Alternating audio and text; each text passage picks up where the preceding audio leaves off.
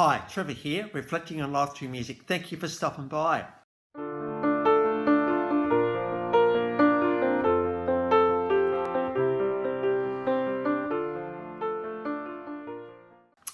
Well, coming again today, you're very, very welcome. How great to see everybody here.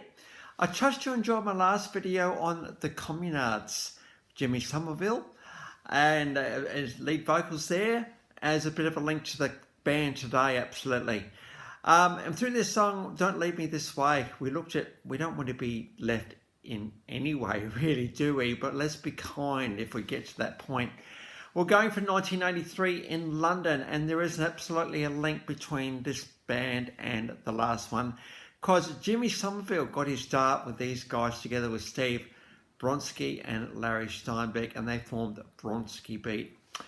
Now, around the early 1980s, what was happening is the hard rock was starting to lead the world, and the more synth pop was coming in, and these guys very much are pioneers, one of the pioneers in this genre of synth pop dance music, because of course when we've got discos happening and nightclubs happening, dancing happening, we need stuff that we can dance to, and Communards absolutely did that. Bronski Beat as well, absolutely. But there's a little bit more to these guys than just some cute songs. They were signed to London Records in 1984, and out came the album The Age of Consent. Now, before we get on to the song, let's just talk about this. Let's just talk about what's going on here. The Age of Consent. We all know what that means, don't we? It means the age of which you can enjoy that part of life. The thing about Bronski Beat, and these guys were not ashamed of this, and they were openly gay. Now, we got to go back 40 years, guys. Now, things are so much different now than they were back then. In the early 1980s, it was not good to be that. Particularly in the UK, being in the UK sometimes can be a little bit more than it needs to be, but these guys, it was not kind at all. But these guys became an advocate for that lifestyle, absolutely. Now, I think, I'm not going to get into it too much to say, but, if it's a lifestyle choice, something that is a lifestyle thing, that's all good. And I think, we just can't, we can't control these things really. We just need to go with what we think is right for ourselves at the time. We're all on individual journeys, and we just got to give people opportunity to live their journeys, I'm thinking. But going back to the early 1980s, imagine a minority, which is what the gay community was back in that time, trying to have a voice. How are you going to get it? Well, first of all, you've got to resonate with the gay community. And secondly, you've got to be able to have a voice, and there's nothing like a worldwide voice for your music to absolutely do that. Bronski Beat are very, very significant in the fact that they didn't actually hide behind who they really, really were. They pushed it. They wanted the world to know. They were proud of it. The Age of Consent, apparently in the inset words, there's Age of Consents from all around the world. And so these guys really wanted to let the world know, hey, we've got something to say here. But let's just go one step further than that for a second. It's all right. It's all one thing to actually be a certain way and to feel and to be a certain way. It's another thing to actually come to terms with the fact that you are a certain way. It's then another thing to deal with all the bullying and ridiculing that happens when you come out in a certain way. But then it's another thing to actually be able to speak out as well. So there's a lot to the Bronski Beat, absolutely, to take away here, and that is they just didn't care. They actually just tried to get their message out the best they could. And there's nothing like an album titled The Age of Consent to actually do that. And this album was huge. It went to number 3, the album number 48 in the UK, and in Australia number 8. So pretty significant in the scheme of things. And there's a song off this album, A Smalltown Boy, that got to number 3. Now, Smalltown Boy is all about realizations of, of your identity, the reaction of a town who did not understand it, parents even. We had a mum that did understand it a bit more than the dad, him liking a guy as well, and the whole beating up that happened because of that particular view, just trying to be honest. In love them in any form, and when you actually tell someone that you like them, it's a very vulnerable moment, and you're kind of hoping that it's going to go well. What do you do when it doesn't?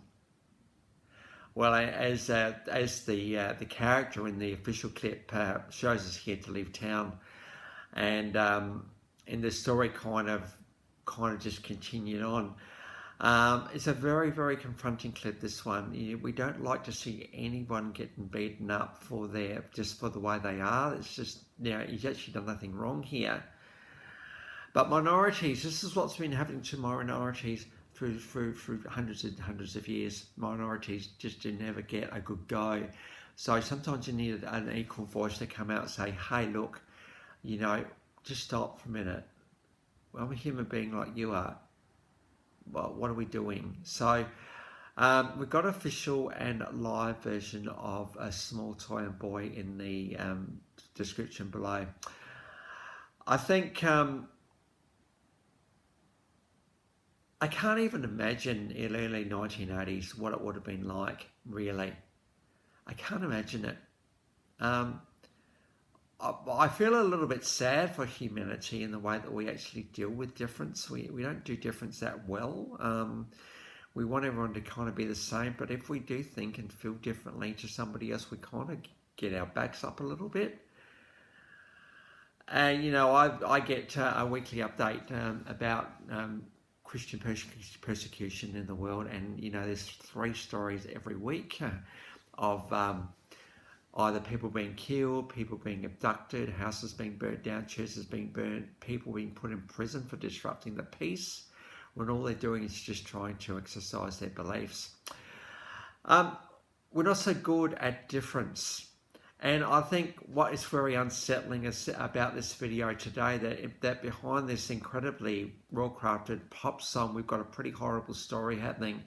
And it's very, very confronting to actually get a blend of those two things together. That's why Smalltown Boy was such a massive hit, because it really resonated with also what it was the feeling at the time of, hey, look, we do need to give people a go as well. And so yeah, when you do come across difference, and let's face it, I'm different. We're all different in certain ways. Be kind. Everybody wants the same thing. Everybody wants to be heard and understood. I mean, that's what I want. That's what you want. So we don't need to worry necessarily about the labels, all the different ways that we are these days. People just want to be connected with and understood. So connect with the person first. In fact, I went to a workshop on disability last night, and one of the common things that comes out of that was that people are not related to as people. Their disability is related to first, but person-centered would say, hey, let's look at the person first, and the disability may not often be noticed. But the thing is, there's a disability there. So we've got to balance all this stuff, don't we? We've got to tread kindly, softly in this world. And I think this is the challenge of a Smalltown Boy from Bronski beat today. 1985, the guys teamed up with Mark Almond, Soft Cell, Tainted Love, a pretty iconic #1 hit. That one, I Feel Love, is a bit of a remake of a classic 1970s hit. Live version of that one. Jimmy's voice, again, as we talked about last time, absolutely amazing. He can just really, really soar up in the clouds, this guy, and we love him for it. So we've got I Feel Love. It's just something about the fact that Jimmy can sing a song like this one, and it actually really resonates. It's really, really stunning that he tries the songs that he does. He then went off to join the Communards in 1980, around that time, and I did cover the Communards last time, and it's quite funny that I did not realise there was a link with Bronski beat, and given I hadn't done these guys yet, I thought, well, let's just do it, let's just continue the story. John Foster joined the throng in 1985 and hit that perfect beat. Now, I was only just thinking the other day, who did that song again? And it was these guys. And I do remember this song. This is probably where I first heard the Bronski beat, was this song. I did not know the story before, but a massive song for these guys. A beautiful original song, hit that perfect beat. Got an official clip of that one below. There was various reunions and breaks and reunions all through the next little while, but you know, Bronski beat kind of kept going. But unfortunately in 2017, Larry Steinbach did leave us at the age of 56. He died of cancer. And in 2021, Steve Bronski left us at the age of 61 in a house fire of all horrible things. And so, you know, certainly those two who were not the voice, but they were very much the production behind the scenes to make some pretty incredible backing tracks for Jimmy to sing to, absolute legends in the synth rock pop category. So, Bronski beat, they had an album in 84, 86, 87 and 95. So 4 studio albums, 1 live album, 8 compilation albums, 2 video albums, 7 music videos, 21 singles and 2 remix albums. Estimated to have sold about 875,000 albums. Age of Consent was absolutely massive. But it's good to see that, you know, like every act that I look at, we've all contributed to this legacy of this thing called music, and Bronski Beat absolutely have done that, pioneering really with some other bands around this whole synth pop genre. And so the links to those 4 clips in the description below, and I've also included my last video on the Communards, so if you want to recap on them, feel free.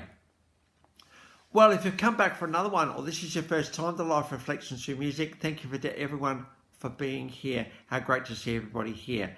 Well, the next guys, these guys feature in the Tina Turner musical that I went to see only last weekend, Heaven 17. I thought, oh, haven't done those guys yet. So that's where we're heading next time. So until then, I'll catch you around. Bye for now.